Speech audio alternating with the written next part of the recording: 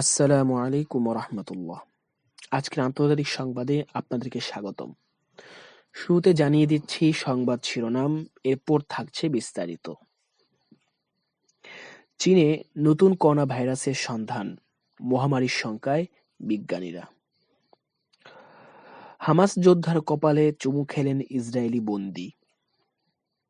ইউক্রেনের কাছে যুদ্ধের খরচের বিনিময়ে খনিজ চায় ওয়াশিংটন।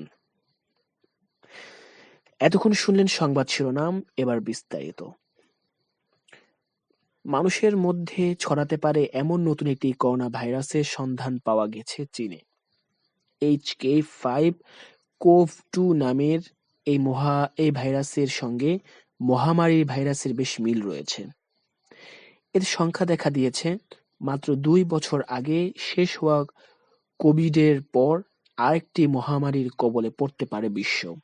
উহানের ইনস্টিটিউট অব ভাইরোলজি নতুন স্ট্রেনটি বাদুড়ের মধ্যে পেয়েছেন। এছাড়া এটির সঙ্গে মার্সের সংশ্লিষ্টতা রয়েছে। মার্স করোনা ভাইরাস বেশ শক্তিশালী একটি ভাইরাস। এছাড়া এটির সঙ্গে মার্সের সংশ্লিষ্টতা রয়েছে। মার্স করোনা ভাইরাস বেশ শক্তিশালী একটি ভাইরাস, যেটা আক্রান্ত ব্যক্তিদের 4 ভাগের 3 ভাগই মারা যায়। নতুন করোনা ভাইরাসটির সন্ধান দিয়েছেন সংক্রামকবিদ শি ঝেংলি। করোনা ভাইরাস নিয়ে কাজ করেন বলে তিনি ব্যাড ওমেন নামে পরিচিত। নতুন ভাইরাসটির বিস্তারিত তথ্য একটি বৈজ্ঞানিক জার্নালে প্রকাশ করেছেন তিনি। যুদ্ধবিরতি চুক্তির আওতায় আরও 3 জিম্মিকে মুক্তি দিয়েছে ফিলিস্তিনের স্বাধীনতাকামী সংগঠন হামাস। শনিবার বিকেলে তাদেরকে নুসিরাতের শিবির থেকে মুক্তি দেওয়া হয়। মুক্তিপ্রাপ্ত এসব ইসরায়েলি বন্দী হলেন এলিয়া কোহেন, ওমের ওয়েঙ্কার্ট এবং ওমের শেপতোভ। নুসিরাতের হস্তান্তরের স্থানে মঞ্চে উপস্থিত হয়ে তাদেরকে হাসতে দেখা গেছে। এ সময় জিম্মিদের একজন তার পাশে দাঁড়িয়ে থাকা ফিলিস্তিনি এক যোদ্ধার কপালে চুমুও খেয়েছেন। এই 3 জিম্মিকে আন্তর্জাতিক স্বেচ্ছাসেবক সংস্থা রেড ক্রসের কাছে হস্তান্তর করেছে ফিলিস্তিনের স্বাধীনতাকামী সংগঠন হামাস। পরে তাদের নিয়ে রওনা হন রেড ক্রসের সদস্যরা।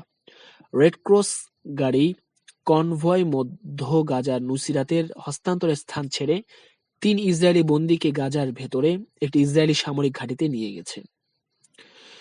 এদিকে জিম্মির বিনিময়ে 602 ফিলিস্তিনি বন্দীকে মুক্তি দিবে ইসরায়েল। তবে বন্দি বিনিময় চলমান থাকলেও যুদ্ধবিরতি মানছে না ইসরায়েল।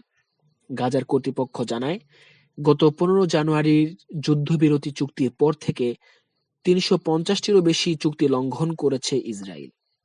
লঙ্ঘনের তালিকায় আছে গাজা উপত্যকার পূর্ব সীমান্তে ইসরায়েলি সেনাদের অনুপ্রবেশ, বিমান ও ড্রোন হামলা এবং সরাসরি গুলিবর্ষণ। ফিলিস্তিনিদের স্বাস্থ্য মন্ত্রণালয় ও বার্তা সংস্থা ওয়াফা জানিয়েছে, দখলে থাকা পশ্চিম তীরে ইসরায়েলি বাহিনী 2 ফিলিস্তিনি শিশুকে গুলি করে হত্যা করেছে।